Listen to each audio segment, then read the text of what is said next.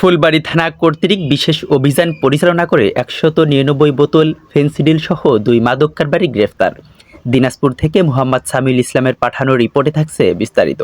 দিনাজপুর ফুলবাড়ীতে গত ২৪/১২/২০২৪ দুপুর ৩টার দিকে ফুলবাড়ী থানার officer in charge AKM Khandakar Mohibul ইসলামের নেতৃত্বে SI রেজাউল ইসলাম সঙ্গীয় অফিসার 4 সহ ফুলবাড়ী থানার ঢাকা মোড় অবস্থান করে। সেই সময় দিনাজপুর থেকে ছেড়ে আসা একটি পুরাতন ৬ চাকা বিশিষ্ট ৪ বোঝাই ট্রাক, যার রেজিস্ট্রেশন নং ঢাকা মেট্রো ট ১৬০৪১৭, ট্রাকটি ঢাকা মোড়ে আসলে অবৈধ মাদকদ্রব্য রয়েছে সন্দেহে ট্রাকটি আটক করে তল্লাশি করে।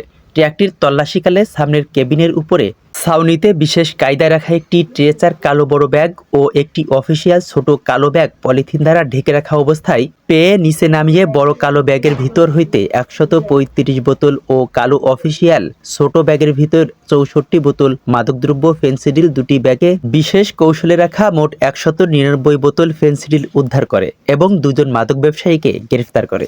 আটককৃত মাদক ব্যবসায়ীরা হলেন এক শ্রীমিলন চন্দ্র ২৪, পিতা শ্রী গণেশ চন্দ্র, মাতা রাধিকা রানী, গ্রাম পাতলশাহ সরকারপাড়া, থানা সদর, জেলা দিনাজপুর। ২ মোহাম্মদ মাসুদ রানা ১৯, পিতা মোহাম্মদ আব্দুল কুদ্দুস, মাতা মাহফুজা বেগম, গ্রাম বড়াইপুর মোল্লাপাড়া, থানা সদর, জেলা দিনাজপুর।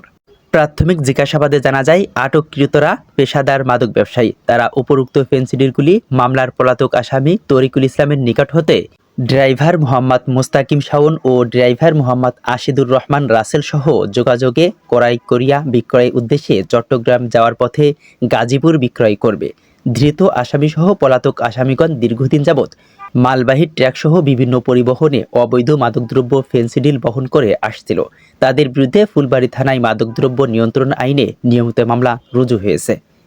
ইমাম হাসান, ই টেলিভিশন।